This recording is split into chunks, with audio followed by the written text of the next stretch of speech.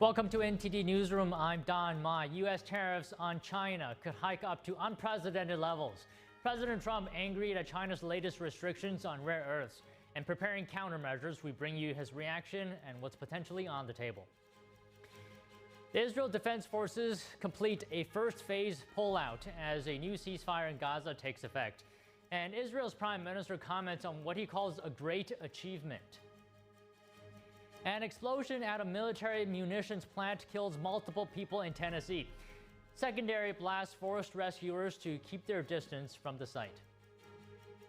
A threatening letter was mailed 2,400 miles across the country to political commentator Benny Johnson, just days after the assassination of Charlie Kirk. Attorney General Pam Bondi announced an arrest in the case. New York Attorney General Letitia James indicted on Thursday in a mortgage fraud case. What evidence do prosecutors need to prove their case?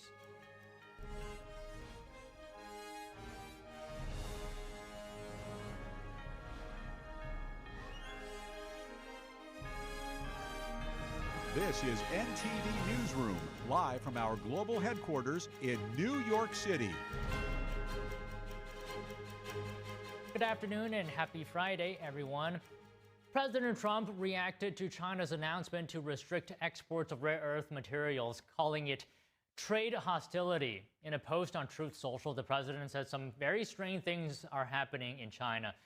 They're becoming very hostile. He noted that the move is unprecedented and will clog the market and make life difficult for every country. Here's more on what the Chinese regime announced and how that impacts the United States.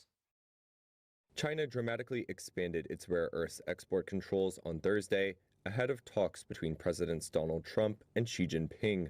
The world's largest rare earths producer added 5 new elements to its list of restricted rare earth exports. Beijing also added dozens of pieces of refining technology to its control list, while announcing rules that will require compliance from foreign rare earth producers who use Chinese materials. The Ministry of Commerce also announced extra scrutiny for semiconductor users, saying defense users will not be granted licenses, while applications related to advanced semiconductors will be approved on a case-by-case basis. The slew of new restrictions follows calls by U.S. lawmakers earlier this week for broader bans on the export of chip-making equipment to China, and Beijing's regulations mimic rules the U.S. has implemented to restrict other countries' exports of semiconductor-related products to China.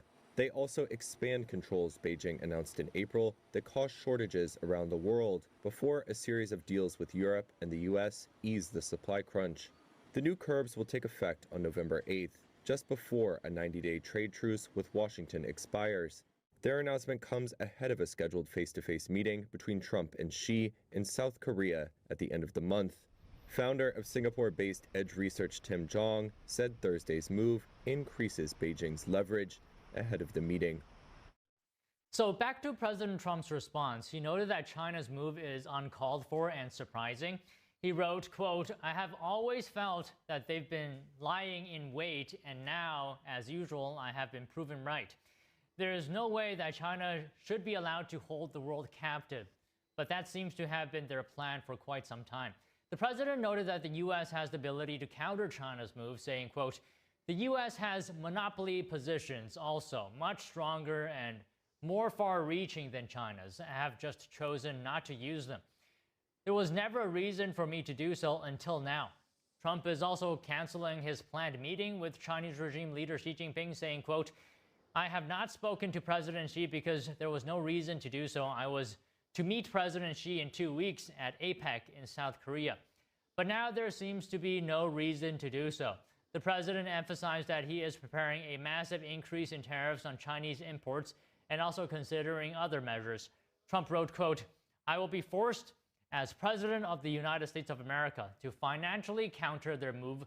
For every element that they have been able to monopolize, we have too. I never thought it would come to this, but perhaps, as with all things, the time has come. Ultimately, though potentially painful, it will be a very good thing in the end for the USA." And the market is reacting to Trump's announcement. The Dow Jones dropped by 600 points today, and the S&P 500 dipped the most since April. Trump is expected to finish his regular medical checkup after 3 p.m. He might talk to the media by then, so stay tuned and we'll keep you updated throughout the day. And as I said earlier, Trump is undergoing his routine medical checkup at Walter Reed Medical Center in Maryland today. This will be the president's second medical exam since taking office this year. Trump is currently 79 years old, making him the second oldest person to serve as president ever after President Biden. Trump said yesterday that he feels very good both physically and mentally, and he likes to check his health early. Trump's last medical examination was in April. Following that exam, the White House said the president was healthy and robust. Then in July, the White House disclosed that Trump had swelling in his lower legs and bruising on his right hand. His doctor said it was due to chronic venous insufficiency, a benign and common condition in people over 70. Since then, the White House has not released more details about the president's health. A ceasefire in Gaza took effect at 12 p.m. local time. Israel says its forces have completed the first phase of their pullout from parts of the territory. And Israeli Prime Minister Benjamin Netanyahu today called the planned return of hostages from Gaza a great achievement. Now we are gripping Hamas from all sides in preparation for the next stages of the plan, in which Hamas will be disarmed and Gaza will be demilitarized. If this is achieved the easy way, so be it. If not, it will be achieved the hard way. Hamas agreed to the deal only when it felt that the sword was on its neck, and it is still on its neck. I promised the families of the hostages, and I also promised you, citizens of Israel, that we will return everyone, without exception. According to U.S. Special Envoy Steve Witkoff, CENTCOM has confirmed that the Israel Defense Forces completed the first phase withdrawal to the Yellow Line. President Trump posted a map earlier this month that appears to show a yellow boundary outlining the so-called initial withdrawal line. The Israeli military also confirmed the latest move. Here's an IDF spokesman urging Gaza residents to avoid areas under its control. At this time, our forces under the Southern Command have positioned themselves along the agreed deployment lines in accordance with the Yellow Line. These deployment lines allow for defense and forward operational control along the Gaza Strip. I call upon the residents of Gaza, avoid entering areas under IDF control, respect the agreement, and ensure your safety. The Israeli military released footage today, it says, showed troops repositioning in the Gaza Strip. Meanwhile, thousands of displaced Palestinians started streaming back towards their abandoned homes today. A massive column of Gazans went north on the coastal road towards Gaza City. The enclave was under attack just days ago in one of Israel's biggest offensives of the war. The ceasefire marks the first phase of an agreement aimed at ending the conflict. The Israeli government approved the plan overnight. President Trump said he expects Israeli hostages to be released as early as Monday or Tuesday. Hamas is expected to release the 20 living Israeli hostages together. Trump also announced plans to travel to Egypt for a formal signing ceremony once the ceasefire terms are finalized. Here are more details about the U.S. brokered deal. Israel's cabinet on Thursday signed off on a ceasefire agreement with the Hamas terrorist group, paving the way to release all hostages and halt fighting in Gaza. Prime Minister Benjamin Netanyahu called the agreement a national and moral victory, crediting President Trump and his team for their role in securing the deal. We fought during these 2 years to achieve our war aims, and a central one of these war aims is to return the hostages, all of the hostages, the living and the dead. And we're about to achieve that goal. A government spokesperson said the ceasefire would take effect within 24 hours. Hamas will have 72 hours to release all hostages, meaning they will have to be released by Monday. In exchange, Israel will release more than 2,000 Palestinian prisoners, including 250 serving life sentences. The Israeli military will withdraw to a new line, maintaining control of just over half the Gaza Strip.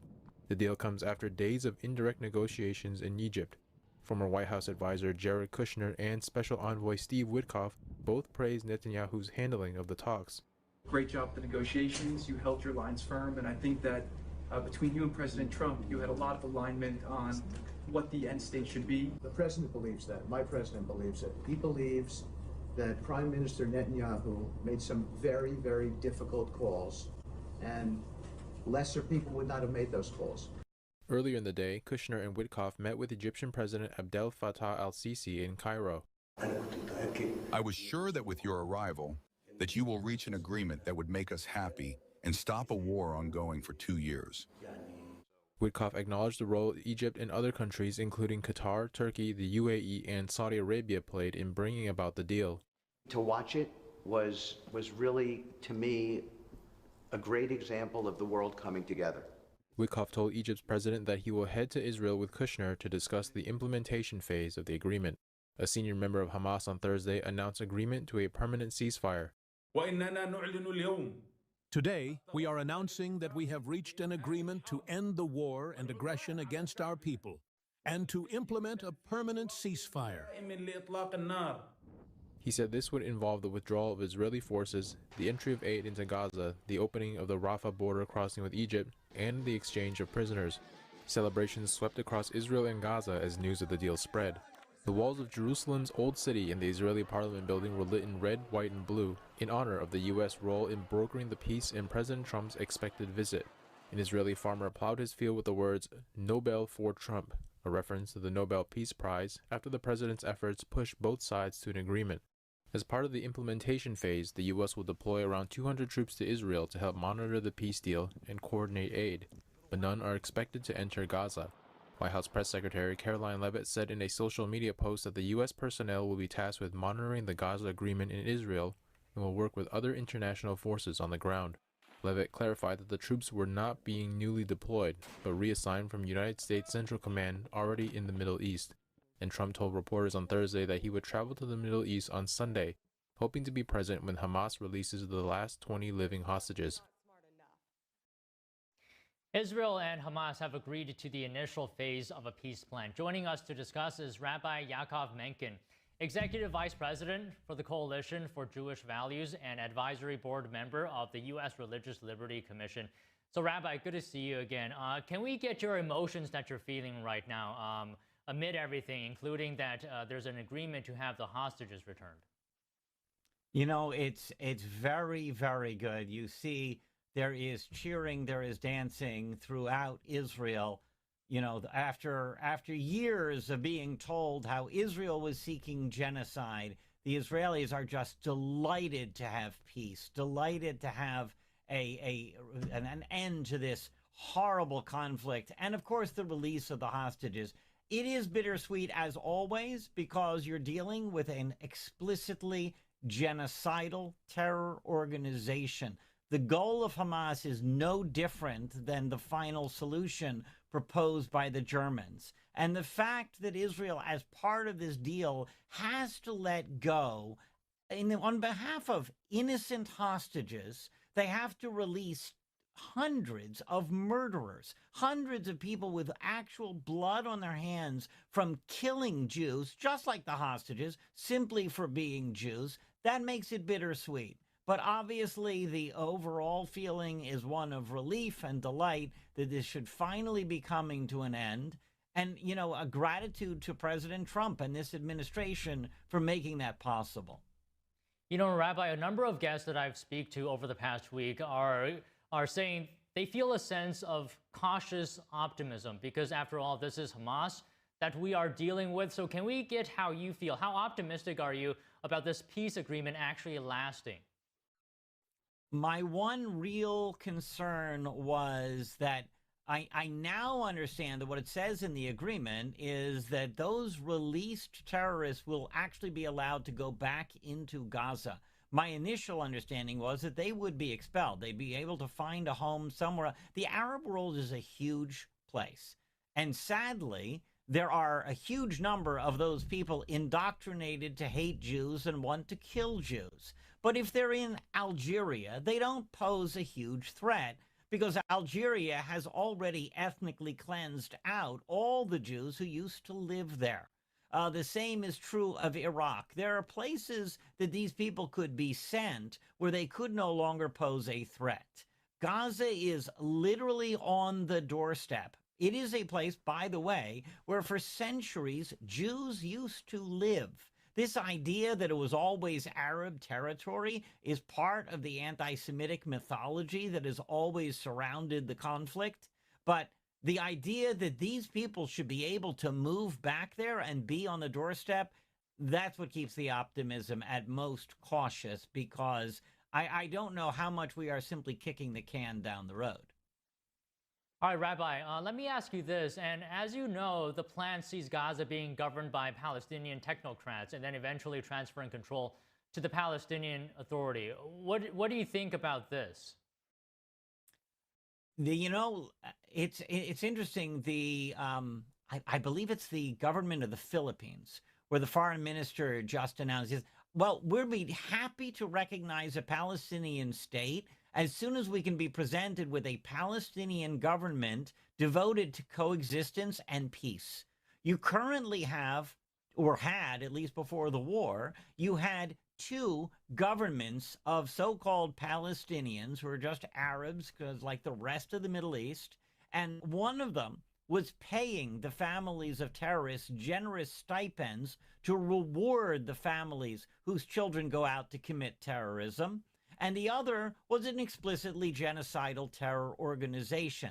Neither one of those qualifies. And that's really the biggest problem here. This idea that we're going to have a Palestinian government that's actually able to maintain control before literally a generation. Think about the denazification of Germany. These people are going to need literally decades to unlearn hatred of Jews as their reason for existence. They literally have schools named after arch terrorists based not on their scholarly contributions to the betterment of humanity, but the number of Jews that they killed. And that's a problem that's going to persist long beyond the end and peace treaty that follows this. Is it possible to have Hamas have no role or any influence in Gaza governance? Well, that's supposed to be Trump's condition. So we're going to see what really happens to that. It is a problem when, right now, if you look at the Gaza Strip there, first of all, there is no peace movement. There's nobody. There's no leadership anywhere, not in Palestinian Authority territory, in Judea and Samaria, not in Gaza, where they're actually advocating for peace and coexistence. What you have is the people who are not supporting Hamas are not supporting Hamas because they kept this going for too long and their own houses got destroyed. But otherwise, they were supporting Hamas. And if they weren't supporting Hamas, they were supporting Palestinian Islamic Jihad, the Progressive Front for the Liberation of Palestine, or any of the other terror organizations that used to function in the Gaza Strip. What's going to be seen down the road? They need an entirely new form of not only of government, but of the community's allegiance. And that's going to take, like I said, decades to develop. Okay, Rabbi, I'm wondering here as well, what is the feeling right now among Jewish communities towards what's happening towards the Israeli government? Well, it's really not about the Israeli government. It's amazing to watch, I am very critical about the Israeli government about a lot of things. One of them was not seeking the release of hostages. One of them was not wanting to eradicate the Hamas threat to Jewish lives. I mean, that's just crazy talk. Obviously, people were using the Israeli government as a flimsy way to claim that they don't hate Jews while they're seeking the genocide of Jews. It's just, Hamas continuing to function is seeking genocide. To claim it's somehow evil to want to eliminate Hamas, as people have argued to me, directly, that's advocating for genocide, because Hamas was explicit that if given the opportunity, they would go out and do it again. What we're watching right now is Israel's security reputation has developed, and it's making new friends. I mean, this is one of the things that Trump wants to do here. He considers the Abraham Accords one of his signature accomplishments. He wants to see Arab nations welcoming trade and interaction with Israel at the very same time that the Europeans have come on board with demonizing Israel. It's really it's a return, a very sad return of Europe to a millennia of hate towards Jews that just found a new facade in the state of Israel. Okay, Rabbi, if I may, I would just like to ask you one more question. What impact would an end to the fighting in Gaza have on incidents of anti-Semitism in the U.S. and worldwide? You know, that's really anybody's guess. The excuse is gone. I mean, it was always an obvious excuse. They were going around chanting about how Israel is committing genocide. There's never been a case in history where the people you needed to drag to the peace table were the people claiming to be the victims of genocide. It just doesn't work that way. This whole thing was nonsense. I mean, obviously, these are the same people who claim that Israel was committing genocide in Gaza for the last 20 years, while the population grew exponentially. After October 7th, they immediately pointed out that over half of Gaza's population was under 18 because the population was growing so much. So, you know, that was anything but a genocide. It was never honest. It was never serious. So now the question is, okay, the fighting is over. Your excuse is gone, guys. They are still marching today, by the way. I mean, look at it. Right now, there are marches and demonstrations against Israel in favor of Palestine when the conflict is supposedly over. What's that all about? Well, the answer is it never was about anything other than hate. Well, Rabbi, you know, we always enjoy having you on the show. Thank you very much for your time today. Thank you so much for these opportunities. An explosion at a military munitions plant kills multiple people in Tennessee. Secondary blast forced rescuers to keep their distance from the site. Stay tuned for that story after this break.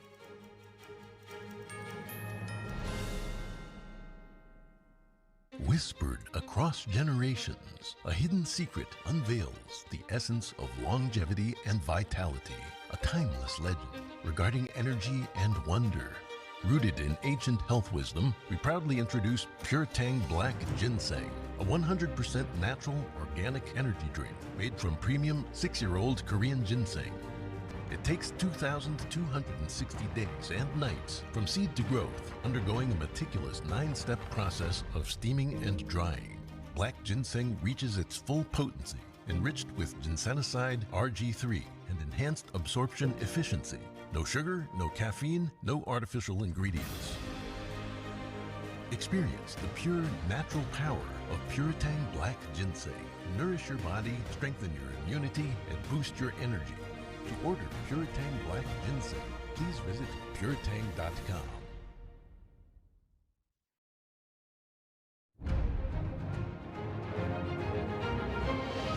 A performance that truly matters for each and every one of us. This is what you've been waiting for.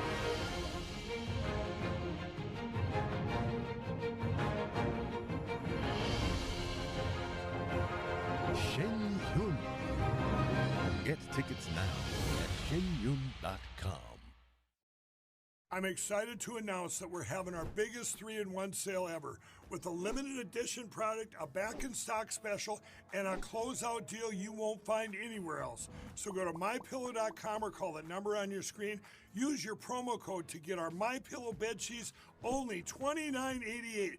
Any color, any style, any size, even kings. Regular $119.98, only $29.88.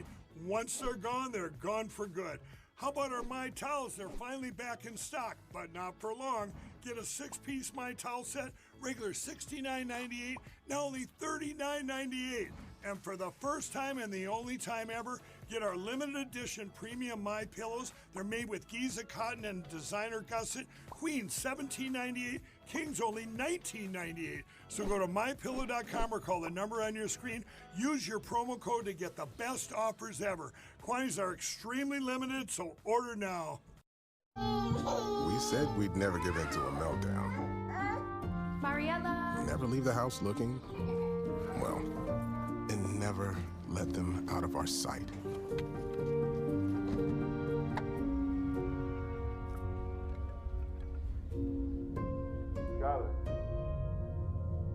Cars get hot fast, and kids can be at risk. Before you leave the car, always stop, look, lock.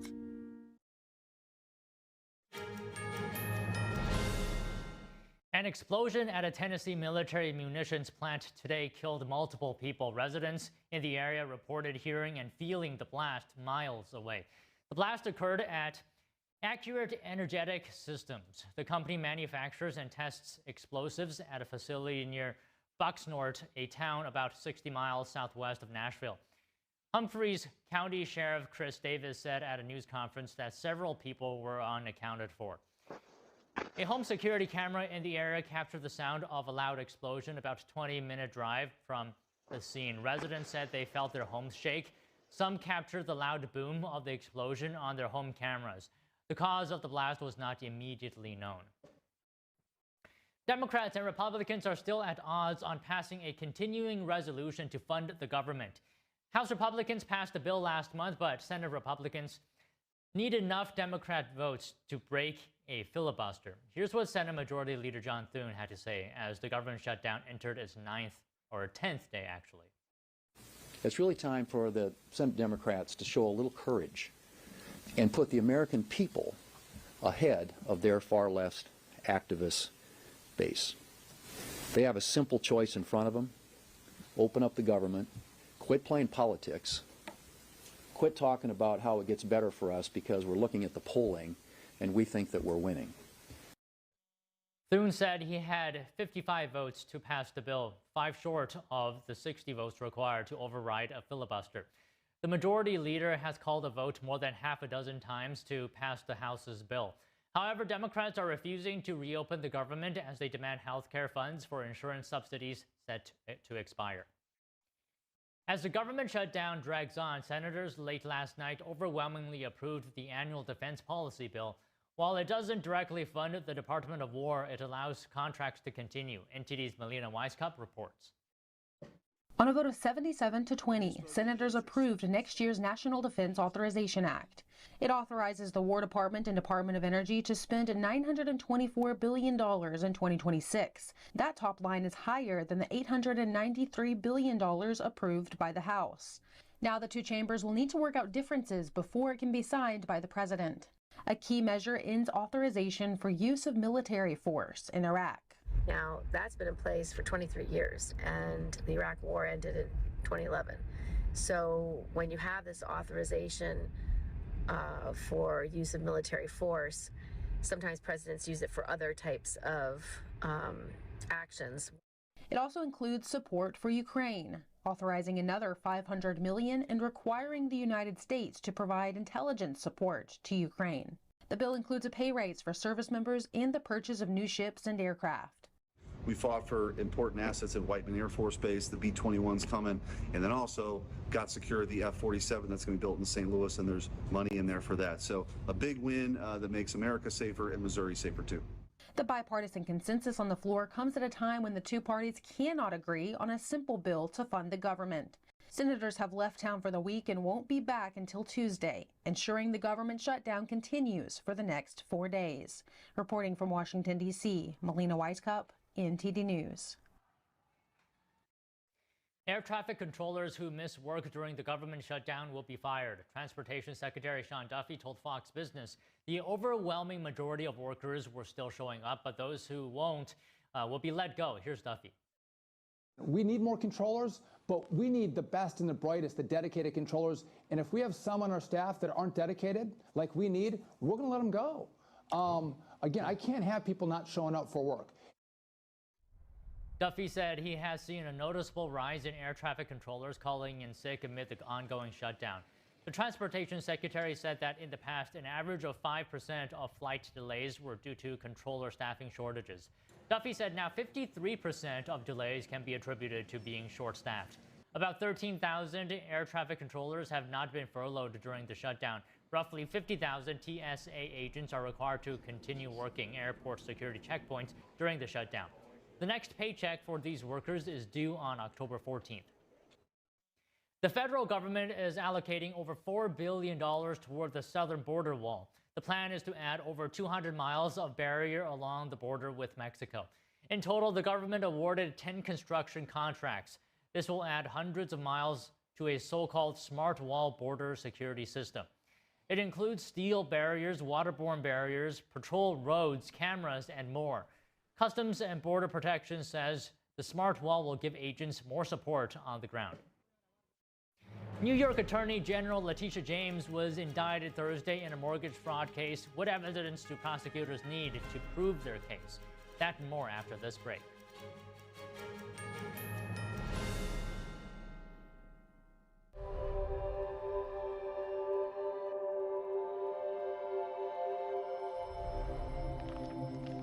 My 15-year-old son, Ethan, and I had a fun and relaxing morning. We returned home, and Ethan walked to his best friend's house an hour later. I heard the ambulance scream by the street, carrying my beautiful boy. Ethan was shot in the head in his best friend's house with an unsecured gun. He had zero chance of survival. The father, the gun owner, he stored his 3 guns and bullets in a shoebox. How do you feel? That has to be the most horrific experience that a human could ever have. David, would you give any advice? First thing you do is not keep your ammunition with your weapons, and that your weapons need to be locked at all times.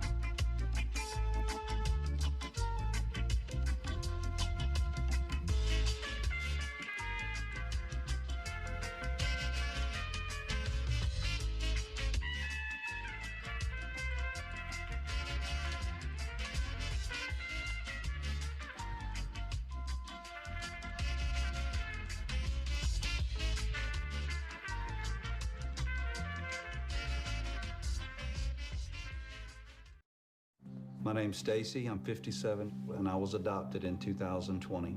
We were adopted in 2019. And we were adopted in 2021. We had a house, and it sounds crazy, but it wasn't a home. The one thing that Jake and Emma brought is it became a home. When I met Dakota, he had just turned 14. You weren't there for the first this and the first that. I missed the first words, but we got a lot of other firsts. Watching her say, oh my God, I cannot believe I got my license. And she's like, I passed. And I'm like, girl. See them grow. It is. They chose to love us. They didn't have to. They chose us. Family. You and you. Kids in the middle. What I thought was a complete life was nowhere near complete, but it is now. Learn about adopting a teen from foster care. You can't imagine the reward. Visit adoptuskids.org.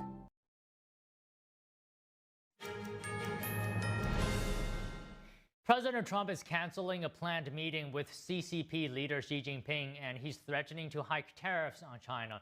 That's after China put much stronger export controls on its rare earths. To break this down, we're joined live by NTD's Washington correspondent, Jack Bradley. Jack, good afternoon. What is the president saying?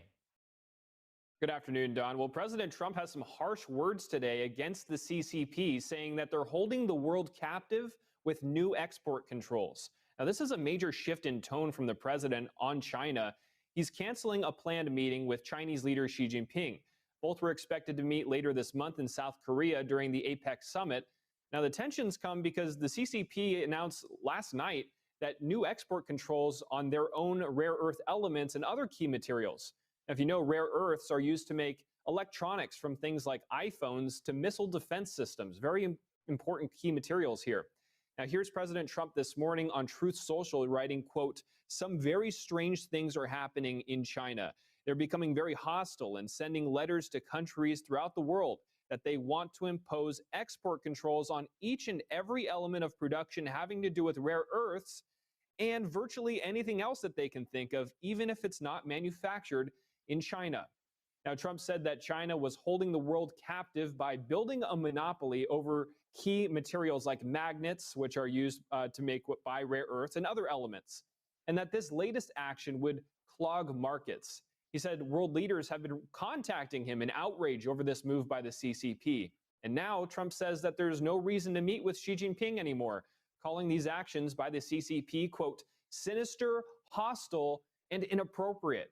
Inappropriate because China announced these new export controls on the same day that it was announced that Israel and Hamas agreed to a peace deal. Trump vowed to take countermeasures, and he went on to say on Truth Social, quote, one of the policies that we're calculating at this moment is a massive increase of tariffs on Chinese products coming in to the United States of America. Now, he added that the U.S. has even more and stronger monopoly positions than China and has avoided using them until now. Don? Okay, Jack, thank you very much. New York Attorney General Letitia James was indicted Thursday in a mortgage fraud case. Joining us to discuss is Jesse Benall, partner at Benall Law Group and former attorney to President Donald Trump. So Jesse, good to have you here. Can you talk to us from a legal standpoint, what exactly constitutes bank fraud and making false statements to a financial institution, and how serious are these charges? Yeah, thank you for having me. That's a great question. These are very serious charges. It has to do with lying to a bank in order to get a better loan, and something that the bank then relies upon when it actually then decides to give you that loan for a home. And so one of the things that banks do is they know that if someone's going to be living in a piece of property that they buy, they're going to be more likely to want to make all the payments. They're going to be less likely to default, because then if they do default, their house is going to be foreclosed upon, and they're going to be out on the street. Whereas if it's an investment property, something that you're going to rent to someone else, then it's going to be more likely that if you get financially strapped, that you're going to choose to default on that loan. So the end result is you always get a better rate if you are going to live in the house that you're going to purchase. And so what we're looking at in this case is Letitia James, by all appearances in the indictment, signed a document saying that she was going to live in this house that was being bought for, I think, $137,000 in Norfolk, Virginia, when in reality, this was, in effect, an investment property for her. Certainly, the Attorney General of the state of New York is not going to move into a $137,000 house hundreds of miles away in Norfolk, Virginia. And so that's the basis of the fraud. Okay, so Jesse, how do judges generally look at intent in white-collar cases like mortgage or bank fraud? Yeah, that's a great question, because I suspect that the defense that Letitia James may very want to use in this case is just that, it's intent. Because usually in a fraud case, you have to prove that someone willfully made that lie, decide that they willfully lied to regulators and that they knew that it was illegal to do so. And for a lot of people, they might be able to just say, oh, I just signed a bunch of documents that were in front of me and I didn't really pay attention. So this wasn't not an intentional lie. The problem here with Letitia James is that she's going to be hoisted by her own petard. At the time that she made this disclosure, she was in the middle of the most famous mortgage fraud, quote unquote mortgage fraud investigation of all time, the investigation into President Trump. Now, that was not actually mortgage fraud. We know in that case, there was no actual fraud. What she did appears to be actual fraud.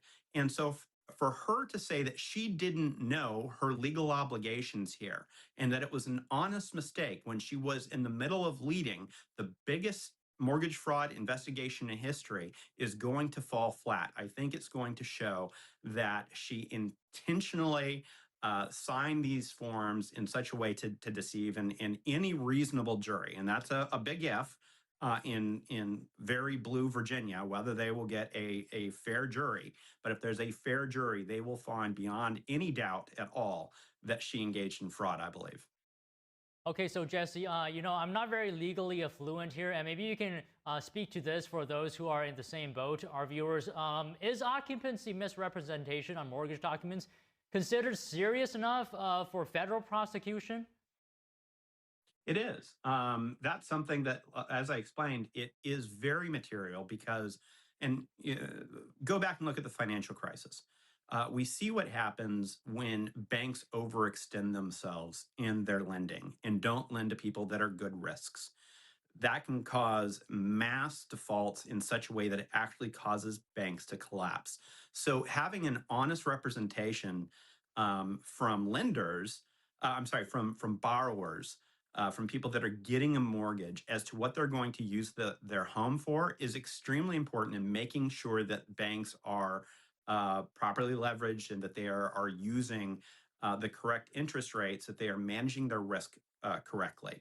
And when you have a case where someone says that they're going to live in it and they really have no intention to live in it, and we know that she never had any intention to live in this home because she was the Attorney General of New York. She cannot live in Virginia and continue to be the Attorney General of New York. And I don't think anyone thought she was about to resign her position of the Attorney General of New York to go live in a $137,000 house in Norfolk, Virginia. And so for all those reasons, I think this is very material, and this is the type of misrepresentation that is prosecuted. And I've been part of major federal prosecutions over dollar amounts that are roughly about the same size as this.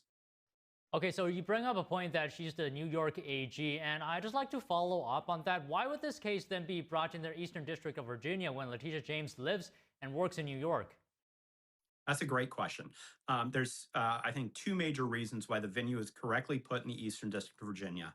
And one is that the subject property at issue is in Norfolk, which is in the Eastern District of Virginia. And the second is the bank that the representations were made to was a Virginia Beach bank, also in the Eastern District of Virginia. So, just like you might be a resident of Virginia and you might be driving through New York, you might rear end somebody when you're going through New York. You can't just say, well, I'm a Virginian, so you have to sue me in Virginia. In that case, the act occurred in New York, so you're subject to New York's jurisdiction. In very much the same way, and there's a difference, of course, between civil and criminal for what I just described, but it's effectively the same thing. When you engage in an act in Virginia, at this point, the act was sending in the relevant mortgage documents to the Virginia bank, and it was about a Virginia property. You're subject to jurisdiction and venue in Virginia. Okay, so Jesse, can we get your views on this, your response, that Letitia James accuses the president of weaponizing the justice system for political retribution? Well, that's awfully rich coming from her, isn't it? She's someone who campaigned on going after a political rival in order to try to prosecute him and really destroy him. And there was no crime. There was no offense when it came to Donald Trump and his company and his family that she decided to attack for purely political reasons, using a very liberal judicial system in order to do so. And for her to then try to claim that this is a very simple, it's an open and shut case. It's not based on some concept of law that hasn't been tested in 200 years. It's about very simple, direct, provable fraud. Just shows her as the height of hypocrisy for her to say that. And I'll tell you, the best example of what she's going to be looking at right now as a problem is the best witness against Letitia James is going to be Letitia James, because she was tweeting all the time that, for instance, no one is above the law. She probably tweeted that half a dozen times during her time as Attorney General, usually about Donald Trump. She also tweeted and explained exactly why mortgage fraud was such an important offense, and has this great tweet about how it actually affects, when you make these misrepresentation, it affects average everyday Americans. And so there can't be a different rule for the powerful and another rule for the powerless. And so I think her own statements here are going to be used to show that she's guilty of this offense. All right, Jesse, let me just ask you one more thing here. If James were convicted, what are the immediate legal and political consequences? Is she going to be removed from her position? Well, if she is convicted of a crime of fraud, then one would suspect that the New York bar would immediately take disciplinary action and would suspend her. That's certainly what they would do to a Republican in her situation. So if the New York bar is acting fairly and justly, then she will lose her bar card if she's convicted of these offenses. And quite frankly, that New York bar should already be engaged in its own investigation to see if she is engaged in fraud that would cause them to suspend or revoke her bar card. And then also, of course, if she's convicted of a federal offense, I think it is very likely that she would end up having to resign or face impeachment for her position as Attorney General of New York. And certainly she can't serve in that position if she's imprisoned. And for these offenses, prison is certainly a possibility. The actual sentence is going to be something that's determined by a judge if there's a conviction in line with the sentencing guidelines, the federal sentencing guidelines. But if she's convicted of these offenses, then the federal sentencing guidelines will certainly have prison time as an option for the judge. Well, all right, Jesse, good to see you again, and great comments. Thank you very much. Thank you. Good to see you. A threatening letter was mailed 2,400 miles across the country to political commentator Benny Johnson just days after the assassination of Charlie Kirk. Today, Attorney General Pam Bondi announced an arrest in the case. Stay tuned for that after this break.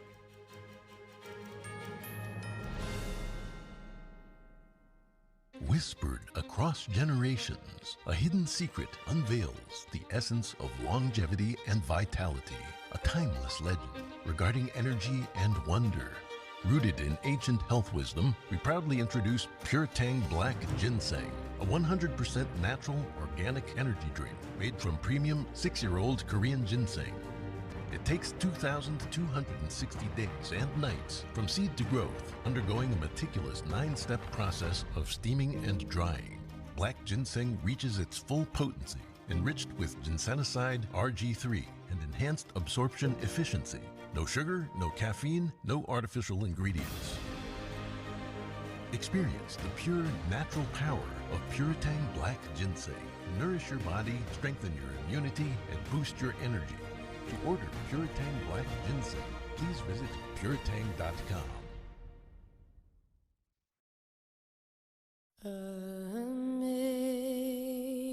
Amazing grace, how sweet the sound that saved a wretch like me. I once was lost, but now I'm found. Was blind, but now I see. They're just young people, hungry, homeless, and vulnerable. Abused youth often feel safer on the street. Now, more than ever, that's the most dangerous place of all. Covenant House is helping young adults facing homelessness. We're providing safe shelter to thousands, but the need is overwhelming, and no young person is ever turned away. Please call or go online now with your gift of $19 a month to help a young person. You'll provide safe shelter, hot meals, and medical care. Your gift will show them they're loved. Homeless young people are afraid and alone with nowhere else to turn. You want to know that there's somewhere you can go that's safe. So the Covenant House did that for us. Please call now with your gift of $19 a month. We'll send you this blanket as a reminder of the comfort your gift provides a young person tonight. Please don't wait. Your gift is the lifeline a young person needs now. Call the number on your screen or go online to safeplacetosleep.org. Thank you for saving precious lives.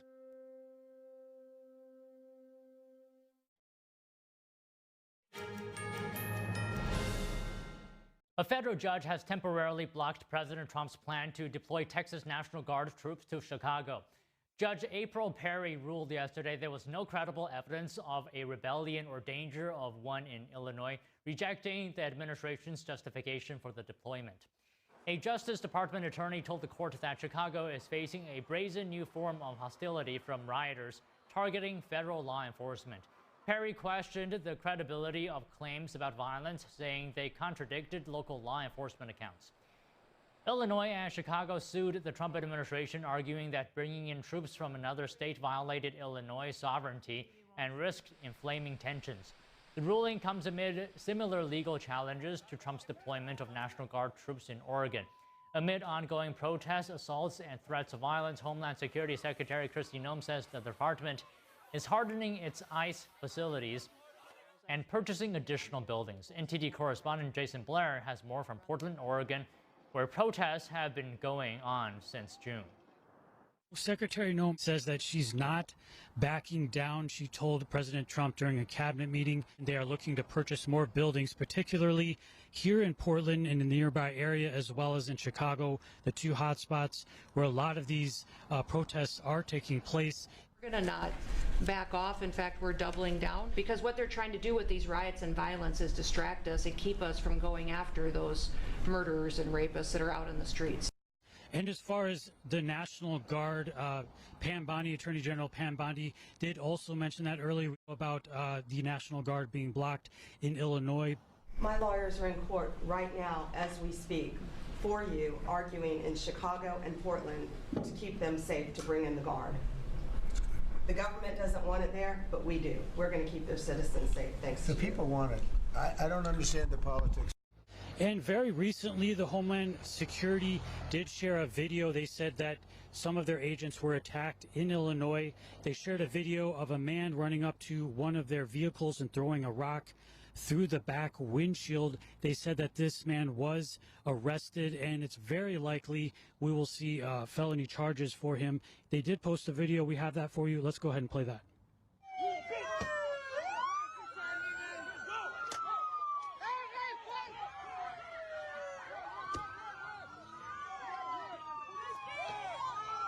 And Secretary Noem was here in Portland just on Tuesday. She did say she talked to the governor of Oregon. She talked to the mayor. She talked to the chief of police here and said that she will quadruple the amount of agents here if they don't, take these security measures in place that she is requesting for her officers. So I'll be here. Maybe we'll be hearing more about that in the near future here in Portland. Mayor Paul Young of Memphis, Tennessee, said National Guard troops will begin patrolling today. Young said federal agencies have been operating there for about a week and that his team has been coordinating with them.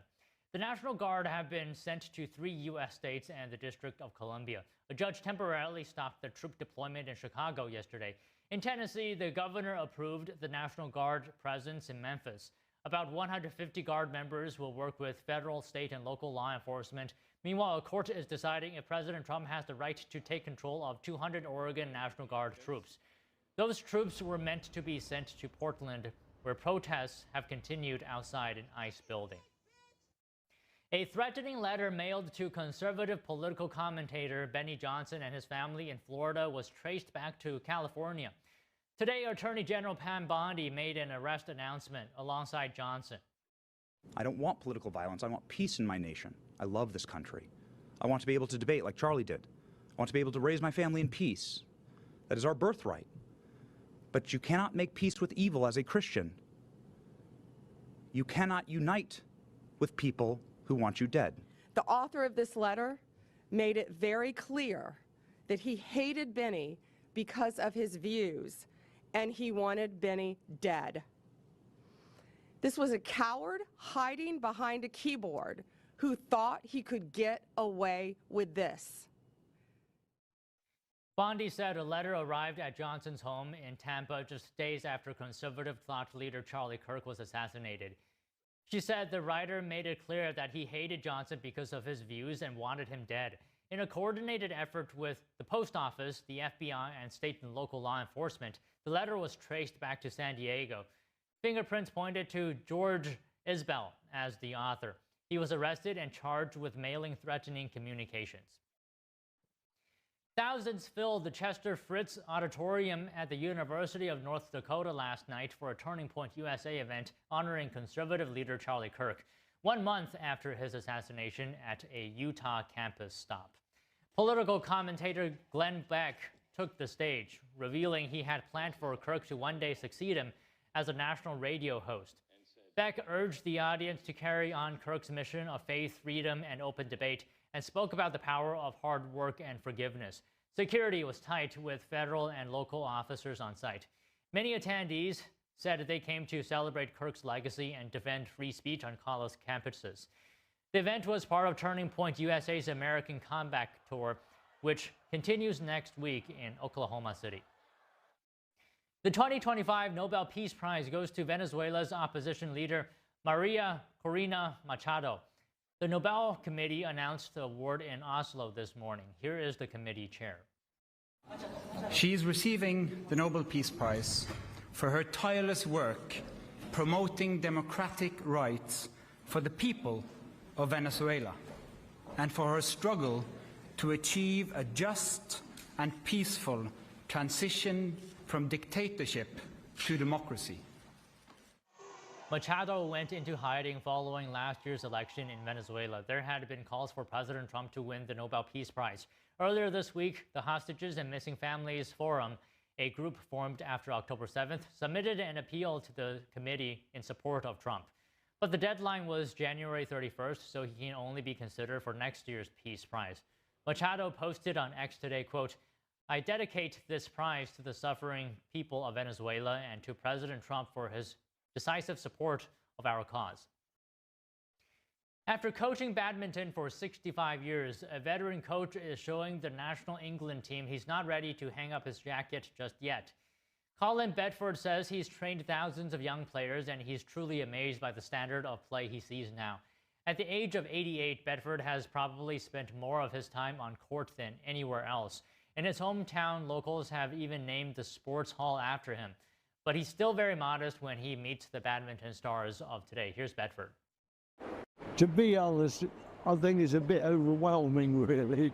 I'm only just along down the road, if you like, a little coach, and to meet the national coach, I'm amazed at the standard of the players who are here today. He's obviously inspired like plenty of kids to pick up a racket and play badminton, so it's nice that we could obviously meet him. Even have a rally with Colin is amazing to see. Bedford started playing when he was 11 and he has never stopped, even when he was a soldier in the Malayan jungle. He says badminton kept him going when he lost his wife. When asked about his retirement, Bedford said he plans to keep going and is ready for whatever comes next. A new deal is expected to lower drug costs in the U.S. President Trump is set to reveal a new agreement today with drug maker AstraZeneca. Stay with us for that after the break.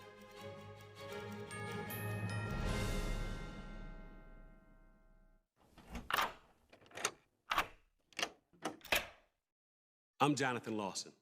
If you're 50 to 85, I have an important message about security. Write down the number on your screen so you can call when I finish. The lock I want to talk to you about isn't the one on your door. This is a lock for your life insurance, a rate lock that guarantees that once you're insured, your rate can never go up at any time for any reason. But be careful. Many policies you see do not have one. But you can get a lifetime rate lock from Colonial Penn. Call this number to learn more. This plan was designed with a rate lock for people on a fixed income who want life insurance that fits their budget and is simple to get. Coverage options start at $9.95 a month, less than 35 cents a day. Act now, and your rate will be locked in for life. It will never increase, guaranteed. This is lifelong coverage that can never be canceled as long as you pay your premiums, guaranteed. And your acceptance is guaranteed, with no health questions. You cannot be turned down because of your health. Call for your information kit and read about this rate lock for yourself. You'll also get a free beneficiary planner. Both are free with no obligation. Don't miss out. Call for information, then decide. Read about the 30-day 100% money-back guarantee. Don't wait. Call this number now. Call now and you will also get this free beneficiary planner. Use this valuable guide to record important information and your final wishes, and it's yours free just for calling. So don't wait. Call 1-800-357-4821 for your free information. That's 1-800-357-4821. There's no risk or obligation. That number again is 1-800-357-4821. That's 1-800-357-4821. 1-800-357-4821. Call now.